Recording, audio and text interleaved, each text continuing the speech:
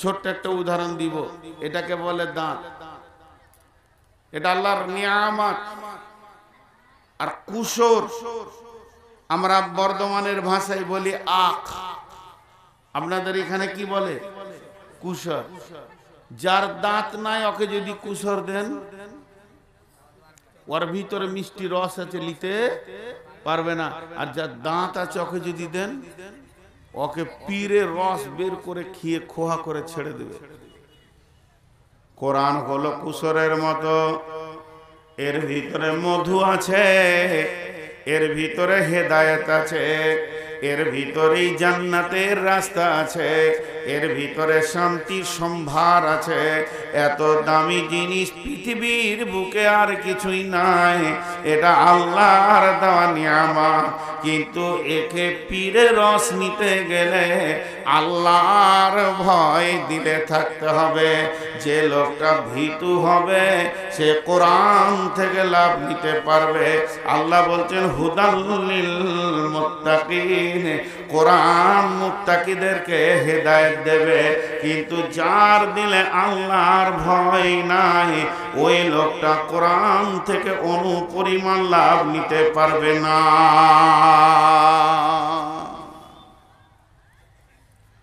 কোরআন থেকে লাভ নিতে পারবে না। জি, আমাদের কতটা ভয়!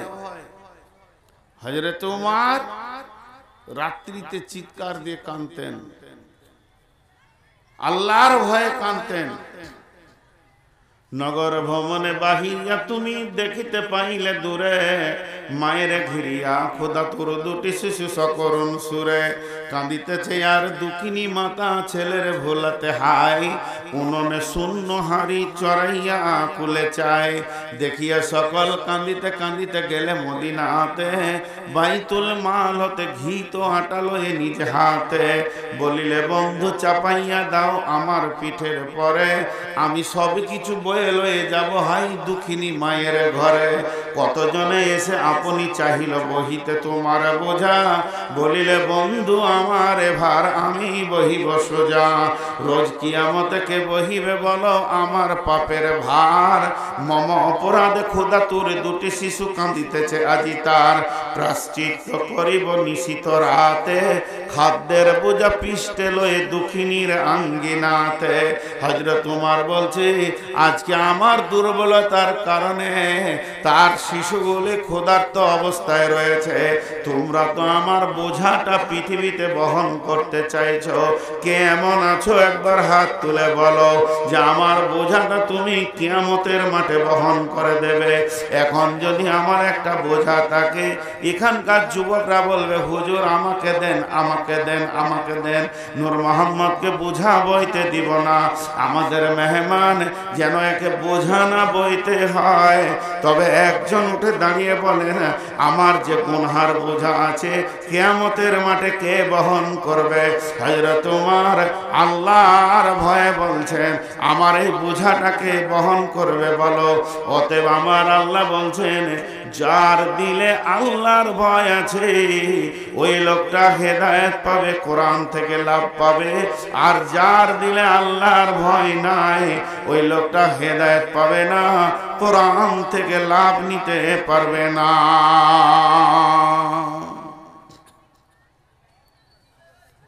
জি, হযরত ওমর একদিন রাতে যাচ্ছেন, গভীর রাত, অন্ধকার রাত, চাঁদের আলো নাই, আর মরুভূমির প্রান্তে যাচ্ছেন। মরুভূমিতে গাধাতে খচ্চরে উটে সব সওয়ার হয়ে পুরা টিম যাচ্ছে, একটা জামাত। হযরত ওমর বলে ফেললেন ওই আঁধারের ভিতরে, কেউ আছো গো? এই জামাতে কোনো লোক আছো? আমাকে একটা আয়াত শোনাও তো, আমার আল্লাহর ভয় তৈরি হবে এরকম আয়াত একটা শোনাও কোরআনে। যে আয়াতটা শুনলে আমার ভিতরটা আল্লাহর ভয়ে কাঁপবে। পেছন দিক থেকে আওয়াজ আসছে, বিসমিল্লাহির রহমানির রহিম, ফামান ইয়ামাল মিসকালা যাররাতিন খায়রান ইয়ারাহ ওমাই ইয়ামাল মিসকালা যাররাতিন শাররান ইয়ারাহ। যখনই আয়াতটা ওমর শুনলেন, বাচ্চা ছেলের মতো ডুকরে কাঁদতে শুরু করে দিলেন। কান্নার থামে না, ওই কান্না জড়িত কণ্ঠে বলছেন, কোনো আল্লাহর গোলাম আছো কি কোরআনের আয়াত দিয়ে আমার কান্নাটা বন্ধ করবে? কান্না যে হলো আয়াতটাতে কি বলতে চাইছেন? আল্লাহ বলছেন, উমর রে শোন, কি হবে তোর ক্ষুদ্রতম গুনাহ হোক আর নেকি হোক, একদিন বহির প্রকাশ হয়ে যাবে। সেদিন গোপন করার মতো কিছুই থাকবে না। এমন একটা দিন আসবে, তুই কোন গুনাহ করেছিস তার বহির প্রকাশ হবে, কোন নেকি করেছিস তার বহির প্রকাশ হবে। তখন ওমর কাঁদতে লাগলেন। আবার কিছুক্ষণ পর যখন বললেন, আমাকে একটু সান্ত্বনা দাও, এমন একটা আয়াত শোনাও যে আয়াতটা শুনলে আমার দিলে তাসাল্লি আসবে, শান্তি আসবে। তখন পেছন থেকে একই কণ্ঠে একই আওয়াজে আয়াত আসছে, বিসমিল্লাহির রহমানির রহিম, লা তাকনাতু মির রাহমাতিল্লাহ। উমর রে, আল্লাহর রহমত অনেক, মহব্বত রহমত অনেক বড়।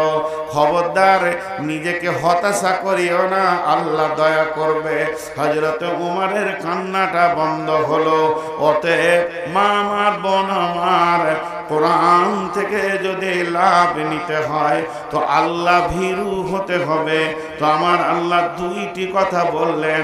এক নম্বরে বললেন, এই কিতাবের মধ্যে কোনো সন্দেহ নাই।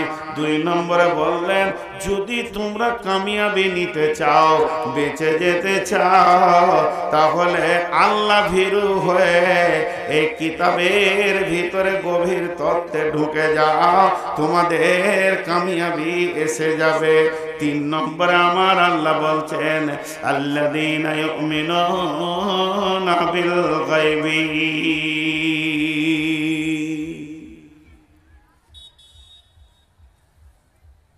কিছু খেয়াল করছেন? ওই যে সব নওশাদ ভাইকে বলছি, কিছু খেয়াল করছেন? ঠিক 11:30 থেকে উঠতে লেগেছে। এর নাম দিনাজপুর, কিন্তু কমিটির পায়ে ধরলেও পশ্চিম দিক মানবে না। এটা আজকে 17 বছরে অঙ্কটা মিলাইতে পারিনি। আর আমি বলেছি, যদি অনেক ইউটিউবে আছে, কেউ যদি মিলিয়ে দিতে পারে 3টে অঙ্ক আমার, তো তার আমি শিষ্যতা গ্রহণ করব। এটা হলো কলুয়া। কলুয়ার কমিটি যখন জালসা শুনতে যাবে, কোথা সমসপুর, তো জিজ্ঞেস করবে কটায় দিয়েছে? 10:30। ভুল করে 9:30 দিলেই ভালো হতো, 9:30 থেকে 10টা। তখন আমার মনটা বলছে, তাহলে মনে হয় এরা দিবে। এখানে আসছি তখন 11টা।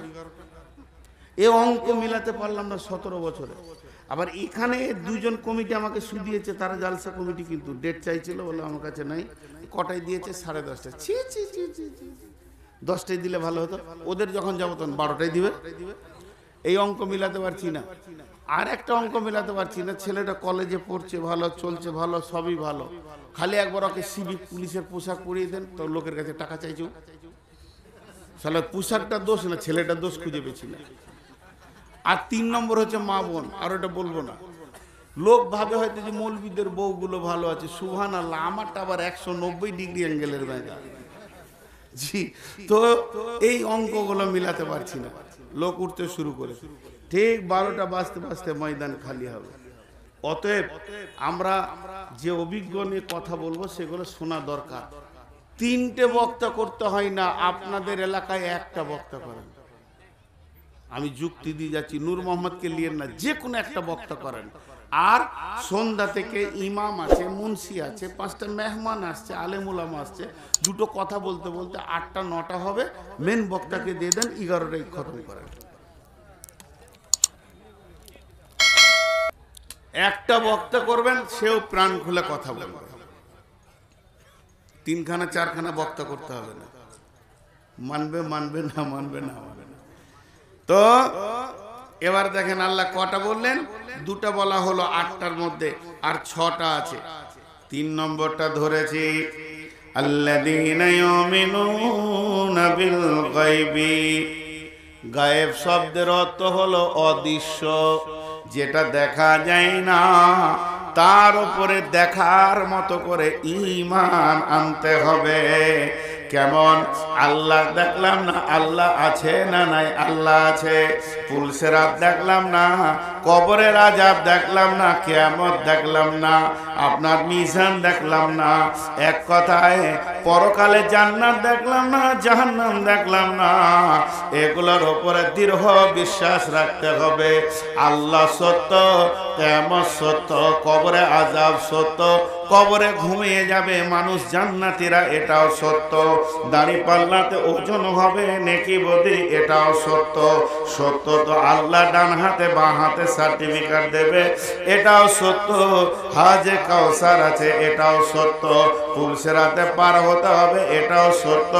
জাহান্নাম আছে, এটাও সত্য। জান্নাত আছে, এটাও সত্য। এক কথায় মরার পর থেকে নিয়ে জাহান্নাম জান্নাত পর্যন্ত যে জিনিসগুলো দেখা যায় না, আল্লাহ আছে এটাও সত্য, ফেরেশতা আছে এটাও সত্য, আল্লাহ ফেরেশতাদেরকে বানিয়েছেন এটাও সত্য, জিন নামে একটা জাতি আছে সত্য, তাদেরকে কখনো কখনো দেখা যায়। জিনের ভিতরে এমন কিছু বেঈমান আছে যারা দেখা দেয়, মানুষকে কষ্ট দেয়, তারপরও এগুলো হলো আল্লাহর সত্য। তা ফেরেশতার উপরে ঈমান, আখিরাতের উপরে ঈমান আনতে হবে। তবে জিনের উপরে ঈমানের কথা বলা হয়নি বন্ধুরে, এদের উপরে ঈমান আনতে হবে। আল্লাযীনা ইউমিনুনা বিল গায়বি। একজন সাহাবীর নাম হযরতে হারিস রাদিয়াল্লাহু তাআলা আনহু বিশ্ব নবীর কাছে এলেন। নবীজি বলছেন, হারিস রে, তুমি বলো তোমার ঈমানের অবস্থা কেমন আছে, তুমি ঈমানে কত পার্সেন্ট ঠিক জায়গায় দাঁড়িয়ে আছো? হযরত হারিস বলছেন, ইয়া রাসূলুল্লাহ, ইয়া হাবিবাল্লাহ, ও দয়ার নবী গো, আমার ঈমান 100-তে 100 আছে, 100-তে 99 নয়, 100-তে 99.99 নয়, একদম 100-তে 100 কাঁটায় কাঁটায় ঈমান আছে। বিশ্বনবী বললেন, হারিস রে, তুমি যে নিজের ওপরে এত বড় দাবি করছো, নিজের ওপরে তোমার এত আত্মবিশ্বাস রয়েছে, তুমি একটা বড় ঈমানদার, তার প্রমাণটা তুমি আমাকে দাও। তিনি বললেন, ইয়া রাসূলুল্লাহ, ইয়া হাবিবাল্লাহ, ও দয়ার নবী গো, আমি সকাল থেকে সন্ধ্যা পর্যন্ত একদিকে জান্নাতের আশার, একদিকে জাহান্নামের ভয়, এই অবস্থায় কাটালাম। তবে আপনি জান্নাতের বয়ান যেমন যেমন দিয়েছেন, কোরআনে জান্নাতের কথা যেমন যেমন রয়েছে, আমার মনে হচ্ছে যেন আমি 2 চোখে জান্নাতকে ওই রকম দেখতে পেয়েছি, জাহান্নামের আগুনগুলো যেন দেখতে পেয়েছি। এই অবস্থায় আমার সারা দিনটা কেটেছে। আল্লাহর নবী বললেন, হারিস রে, তুমি যে দাবিটা করেছো, তোমার দাবি বড় সত্য।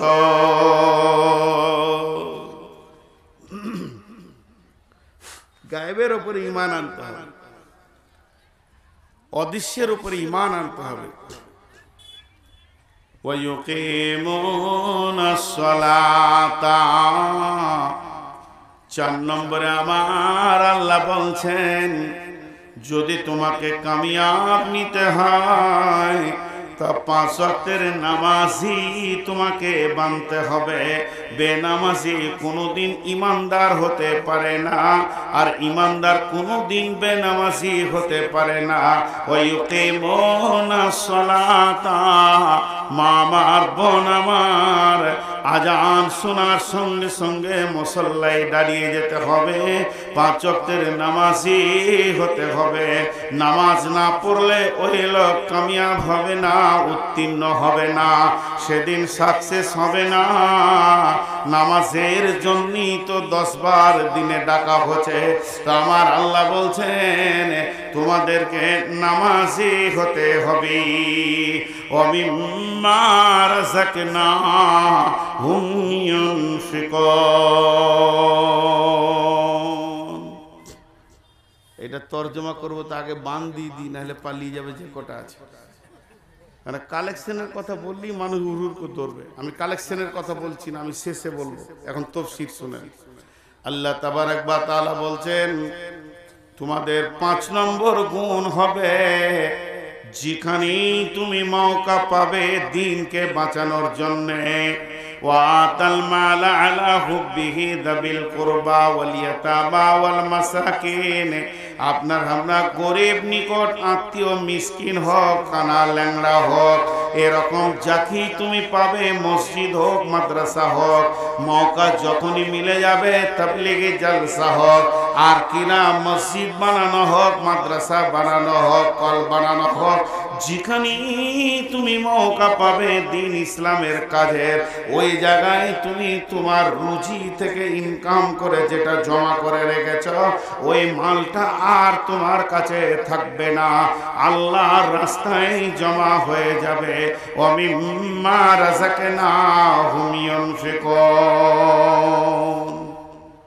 কি হলো?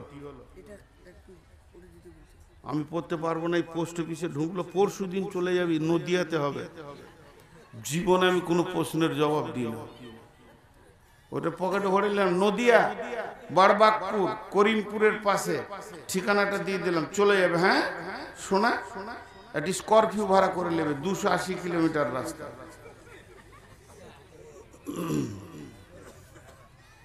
তো কি বললাম, 5টা বলা হলো আর 3টে আছে। আপনাদের উঠা দেখে আমিও তাড়াহুড়ো করছি।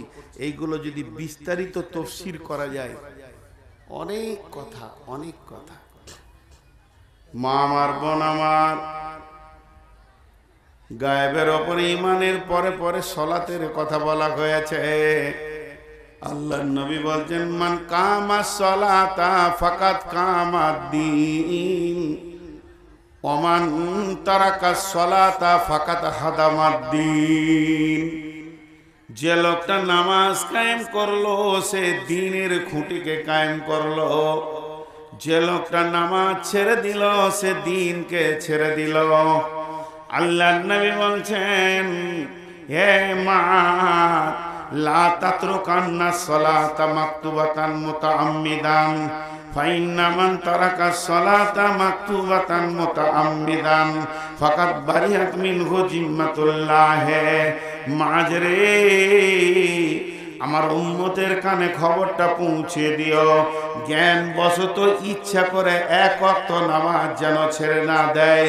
যে লোকটা সজ্ঞানে ইচ্ছা করে এক ওয়াক্ত নামাজ ছেড়ে দেবে আল্লাহর সাথে তার সম্পর্ক কেটে যাবে। আল্লাহ বান্দা বান্দা আল্লাহ সম্পর্ক থাকবে না। অতএব হে আমার মা, ওরে আমার বোন, ওয়াক্ত এসে গেলেই যেন মুসল্লাতে দাঁড়িয়ে যাওয়া হয়। নামাজ যদি মাফ হতো কোনো কারণে, মেয়েদের যে কারণ আছে সে কারণ বাদ দিয়ে যদি কোনো কারণে আজকে জালসা আছে নামাজ পড়তে হবে না, রাস্তায় চললাম শ্বশুর বাড়ি মামার বাড়ি বেড়াতে নামাজ পড়তে হবে না, কাজের ভেজালে দোকান আছে ব্যবসা আছে নামাজ পড়তে হবে না, এটাই যদি কারণ হতো তাহলে প্রথমে নামাজ মাফ হতো হজরতে ইমাম হোসেনের কারবালার ময়দানে। এর থেকে কঠিন সংকীর্ণ দিন আর কিছুই ছিল না। সে নিজের মাথাকে কাটিয়ে দিল কিন্তু নামাজকে ছাড়লো না। অতএব হে আমার মা, ওরে আমার বোন, বন্ধুরে, ভাইরে আমার, আল্লাহ তাবারক ওয়া তাআলা বলছেন ওই লোকটা গায়েবের উপরে ঈমান এনেছে, ওই লোকটা আল্লাহকে দেখেনি ঈমান এনেছে, জান্নাত জাহান্নাম দেখলো না ঈমান এনেছে। তুমি জানবে কি করে? ওই লোকটার প্রথম নম্বর গুণ হবে ওয়ায়ুকিমুনাস সালাতা, লোকটা নামাজের কাতারে দাঁড়িয়ে যাবে। রে ভাই আমার, আজান শোনার পর আগে নামাজের কাতারে পাওয়া যাবে। আর কোথা পাওয়া যাবে? ওমিম্মা রাযাকনাহুম ইউনফিকুন, যেখানে দ্বীনকে বাঁচানোর জন্য 1 টাকা 2 টাকা 5 টাকা 10 টাকা 20 টাকা নেওয়া হবে, ওই লোকটাকে ওই জায়গায় তার হাতটা থাকবে, ওই লিস্টে তার নামটা আসবে। নামাজে ইমানদার কোনোদিন বকিল হতে পারে না, আর বকিল কোনোদিন ইমানদার হতে পারে না।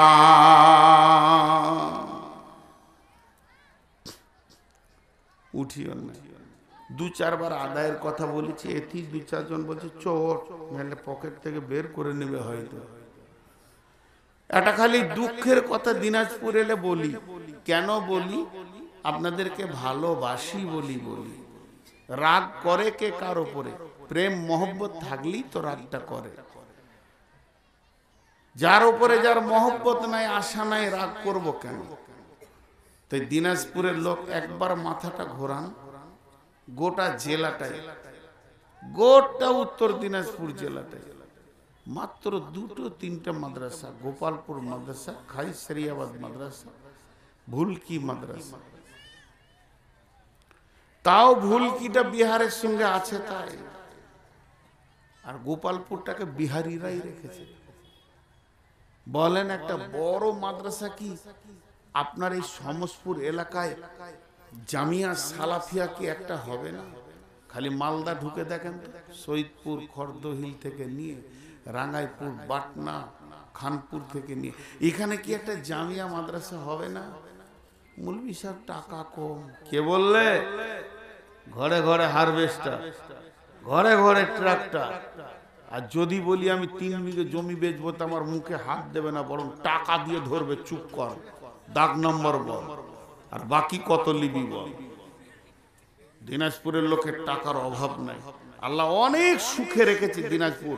আর দিনাজপুরের মাটি ভালো, আল্লাহ এই মাটিটাকেও ভালো করেছে। আবহাওয়া ভালো, মাটি ভালো, সব ফসল হয়। 24 পরগনার মতো ডুবে থাকতে হয় না। কিন্তু শুধু আফসোস, এরা দানে কম। এই যে হাত আল্লাহর জন্য বের হয় না, কিন্তু জানে যে সব ছেড়ে চলে যেতে হবে। শাহ সেকেন্দার বাদশা মরিবার কালে এই ওসিয়ত করেন ওয়ারিস সকলে, মরিলে আমার তরে শোনো বারে বার, কাফনের সাথে হাতে বেদনা আমার, সকলিতে মিলে ঝুলে খাটিলিতে করে, 2 হাত ঝুলাইয়া লইয়া যাইও মরে। এই হাল দেখে মর যত মাখলুকাত, আফসোস করিবে আর কহিবে এ বাত। 7 মুলুকের শাহ সেকেন্দার ছিল, সকলে থাকিল আজ খালি হাতে গেল। আল্লাহ নবী বলছেন, খাসলাতু মিন উম্মতি মালি মালি মালি মালি। আমার উম্মতের অভ্যাস হচ্ছে মাল মাল মাল মাল মাল। ওরে আমার উম্মত রে, আমি নবী বলছি, তুই কাগজ কলম নিয়ে বাড়িতে বসে যাবি, তোর কাগজ কলম শেষ হয়ে যাবে, অঙ্ক মিলাতে পারবি না। আমি তোর মাল 3খানা মাল বলে দিচ্ছি, যেটা তুই খেয়েছিস সেইটা তোর মাল, মা আকালা, যেটা তুমি খেছো সেটা তোমার মাল, অমাল লাবেসা, আর যেটা তুমি পড়ছো এটাই তোমার মাল। যেটা পড়ছো এটা পুরাতন হয়ে যাবে, আর যেটা খেছো ওটা পায়খানা হয়ে যাবে। তাহলে এই মাল দুটো আর কাজে লাগলো না। অমা আনফাকা, আর যেটা তুমি টেবিলে ফেলে দিছো এটা তোমার মাল। তুমি যেদিন মরে যাবে, এই ধন মাল ছিল তোমার বাবার দাদার, সে মরে গিয়ে আজ হয়েছে বাবার। বাপের মালেতে তুমি ওয়ারিস হইলে, কাল ছেলে ওয়ারিস হবে, তুমি মরে গেলে। যেদিন তুমি মরে যাবে, ছেলেরা সব বন্টন করে বসে যাবে, তোমার নামে 1 কাটা দেবে না, যেহেতু তুমি তোমার বাপের নামে দাওনি। বিশ্বনবী বলছেন, সব ভাগ হবে, জমি ভাগ হবে, জায়গা ভাগ হবে, ভাগ হবে পুকুর, ভাগ হবে বাগান, ভাগ হবে বাড়ি ভিটা, কিন্তু তোমার দানের টাকার আর ভাগ হবে না, ওটা তোমার ব্যাংকে জমা থাকবে। অতএব আল্লাহ বলছেন, আল্লাযীনা ইউমিনুনা বিল গায়বি, তোরা অদৃশ্যের উপরে, আল্লাহর উপরে, জান্নাত জাহান্নামের উপরে বিশ্বাস রাখ। আর বিশ্বাস রাখার পর 2খানা আমল তোরা করবি। 1 নম্বর হচ্ছে ওয়ায়ুকিমুনা সলাতা, নামাজ আদায় করবি। ওয়া মিম্মা রাযাকনাহুম ইউনফিকুন, যখনই মওকা লাগবে তখনই আল্লাহর রাস্তায় দান করবি।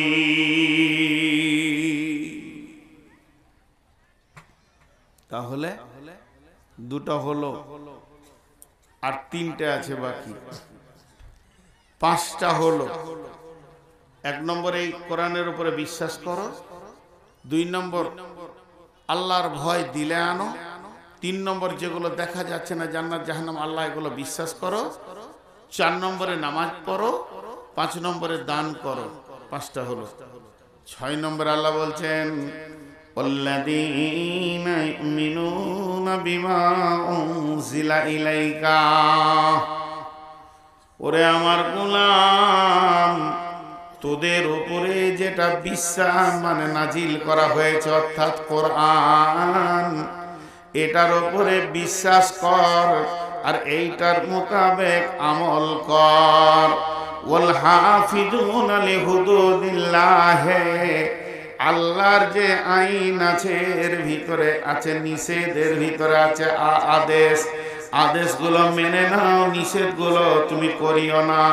নিষেধগুলো না করলে গুনাহ কি হবে, আদেশগুলো করলে কি হবে। আদেশগুলো ছেড়ে দিলে গুনাহ হবে, নিষেধগুলো করে নিলে গুনাহ হবে। অতএব আমার রব বলছেন ওয়াল্লাযীনা ইউমিনুনা বিমা উনজিলা ইলাইকা, তোমাদের উপরে যা নাজিল করা হয়েছে তোমার নবীর উপরে, সেই কোরআনটাকে পরিপূর্ণ তোমরা নিজের ইমানে জিন্দেগিতে নিয়ে এসো। ওমা উনজিলা মিন ক্বাবলিকা, 7 নম্বরে আমার আল্লাহ বলছেন এর পূর্বে যত কিতাব ছিল, তৌরাত ছিল, জবুর ছিল, ইনজিল ছিল, শুধু তাই নয় আসমানি কিতাব 120-এর উপরে আছে।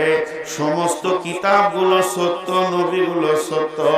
আল্লাহ তাবারাক ওয়া তাআলা বলছেন মান আমানা বিল্লাহি ওয়াল ইয়াউমিল আখিরি ওয়াল মালাইকাতি ওয়াল কিতাবি ওয়ান নাবিয়িন, যত কিতাব পৃথিবীর বুকে এসেছে আল্লাহর দেওয়া সমস্ত কিতাবকে বিশ্বাস করতে হবে। এগুলো সত্য ছিল, কিন্তু সমস্ত কিতাবকে মানা যাবে না। মানার সময় তোমাকে কোরআনকে মানতে হবে, এগুলোকে বিশ্বাস করতে হবে, কোরআনকে তোমাকে মানতে হবে। আমার আল্লাহ বলছেন যখন তুমি কোরআনকে মেনে নেবে পরিপূর্ণভাবে, ওমা উনজিলা মিন ক্বাবলিকা, তবে পূর্বের কিতাবকে মিথ্যা বলা যাবে না। তৌরাত মিথ্যা নয়, জবুর মিথ্যা নয়, ইনজিল মিথ্যা নয়, সবগুলোই সত্য। তবে কোরআনের উপরে তুমি বিশ্বাস করে চলবি।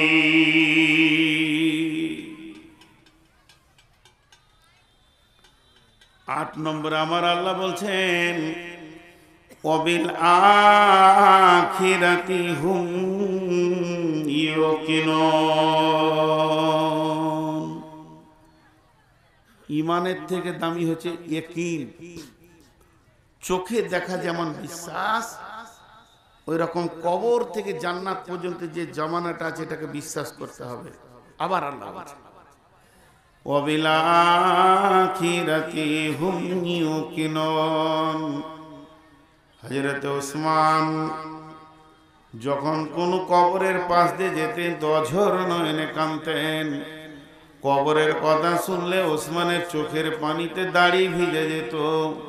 সাহাবীরা প্রশ্ন করলেন আমিরুল মুমিনিন খলিফাতুল মুসলিমিন, আপনি জাহান্নামের কথাই যত না কাঁদেন তত কবরের কথাতে কেন এত বেশি কাঁদেন?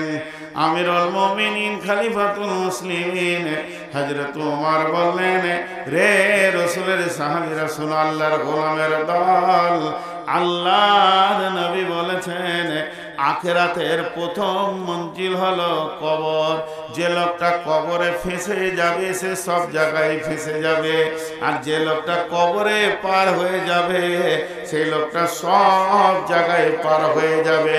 অতএব আমি যখন কবরের পাশ দিয়ে যাই আর কবর দেখি, আমার চোখে যত পানি আসে, যত ভীত সন্ত্রস্ত হয়, অতটা অন্য কোনো বিষয়ে হয় না। মা আমার, বোন আমার, সারা দিনে একবার জাহান্নাম মনে পড়ে, সবাই নিজের নিজের চিন্তা করি। সারা দিনে সন্ধ্যে 5টা থেকে নিয়ে পরের দিন সন্ধ্যে 5টা পর্যন্ত 24 ঘন্টায় 1 সেকেন্ড, 24 ঘন্টায় 1 সেকেন্ড জাহান্নাম মনে পড়ে না। হযরত আব্দুল্লাহ ইবনে রাওয়াহা বিবির জাঙ্গে মাথা দিয়ে শুয়ে আছেন। মা আমার, বোন আমার, কান করে শুনেন। আব্দুল্লাহ ইবনে রাওয়াহা বিবির জাঙ্গে মাথা দিয়ে শুয়ে বিড়বিড় বিড়বিড় করে কথা তিনি বলছেন, আর এমন সময় কেঁদে ফেলেছেন। বিবি দেখছে আমার স্বামী কাঁদছে, তো বিবি কাঁদতে শুরু করেছেন। এমন সময় স্বামী বলছেন, মাইকে কি?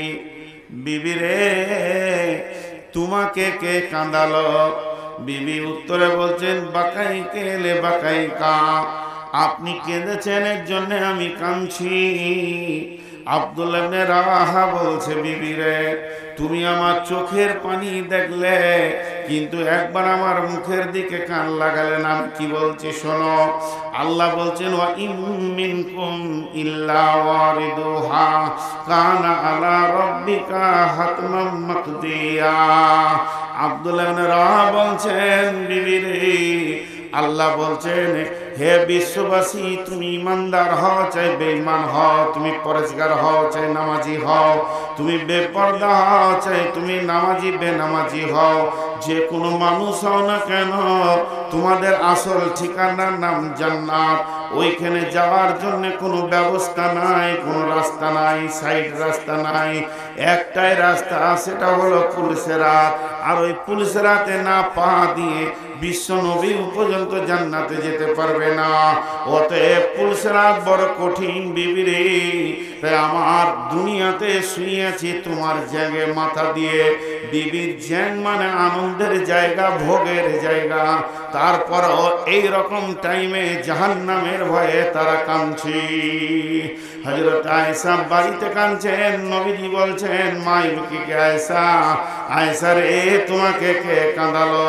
হযরত আয়েশা উত্তরে বলছেন, যাকারাতুন নারা ফাবাকাইতু ইয়া রাসূলুল্লাহ, আমি জাহান্নামের কথা এত বিশ্বাস করেছি, পৃথিবীর মদিনার মাটিতে বসে যেন আমি জাহান্নামের চিন্তায় লিপ্ত হয়ে গেছিলাম। যখনই জাহান্নাম মনে পড়েছে আমি কাঁদতে শুরু করেছি। আল্লাহর নবীকে প্রশ্ন করলেন, হাল তাযকুরুনা আহলিকুম ইয়াওমাল কিয়ামাতি ইয়া রাসূলুল্লাহ, আপনার কি বিবি বলে মনে থাকবে নাকি কিয়ামতের দিন? আজকে আমি কেঁদেছি, আপনি জিজ্ঞেস করলেন। এমন একটা দিন আসবে কেউ কারো খোঁজ নেবে না, কেউ কারো খবর নেবে না। ও দয়ার নবী গো, এইরকম কঠিন দিনে কি আপনার বিবি বলে মনে পড়বে নাকি? আল্লাহর নবী বললেন, সালাসাতা মাওয়াতিনা ফালা ইয়াজকুরুনা আহাদুন আহাদান। রে আয়েশা, তিনটে মৌকা এমন আসবে কেউ কাউকে মনে রাখবে না। ইনদাল মিজান, যখন আল্লাহ বলবে, হাসরবাসী রে, নিজের নিজের আমল নামাগুলো দাঁড়িতে চাপিয়ে দাও, একদিকে গুনহার একদিকে নেকি, এইটা দেখবে তাকিয়ে কাঁটার দিকে আমার মানদণ্ড কোন দিকে যেছে। ওই সময় মানুষ কিছুই মনে রাখতে পারবে না।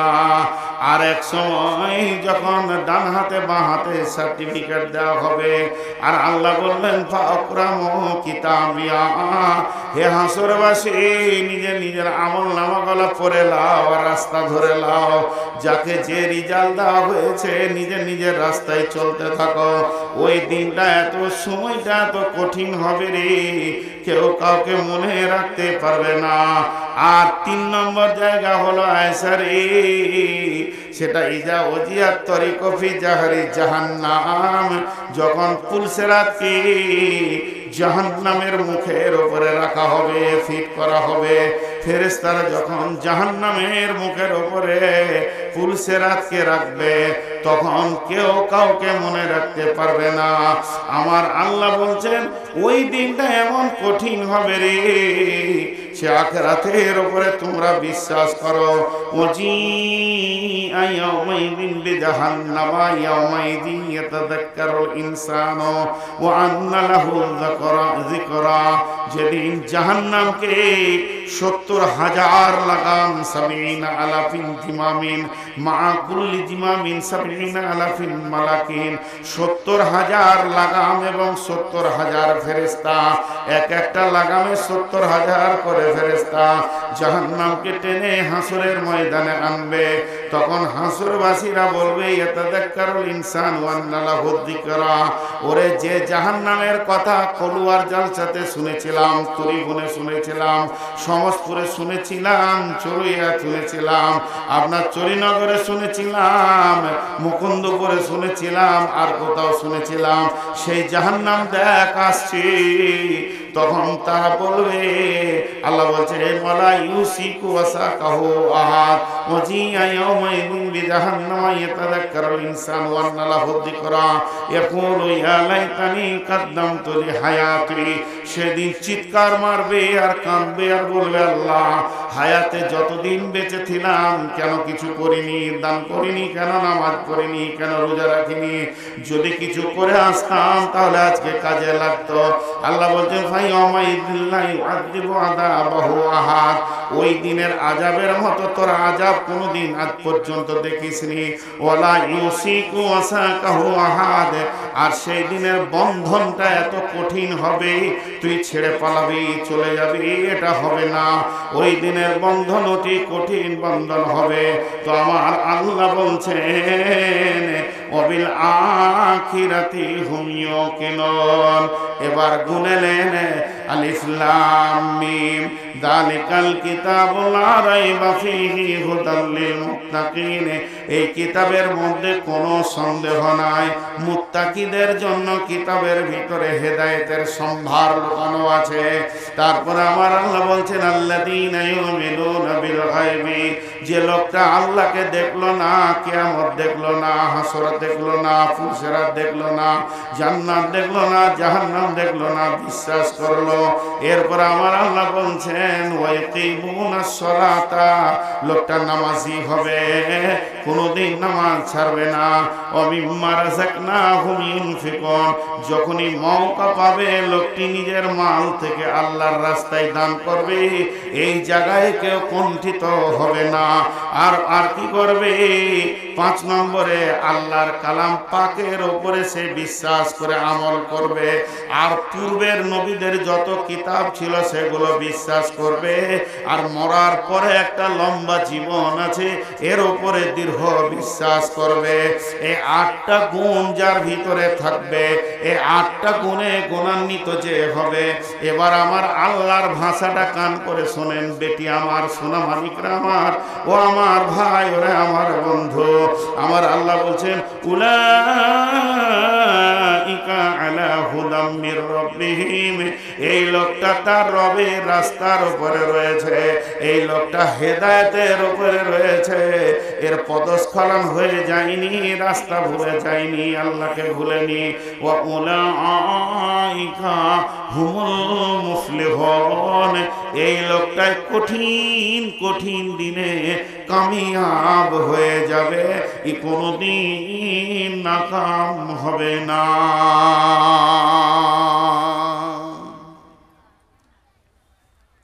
আপনারা কেউ উঠবেন না, আমি উঠবো তবেই তো উঠবেন। আমি তো বলিনি জালসা শেষ হয়েছে, বিষয়টা শেষ হয়েছে,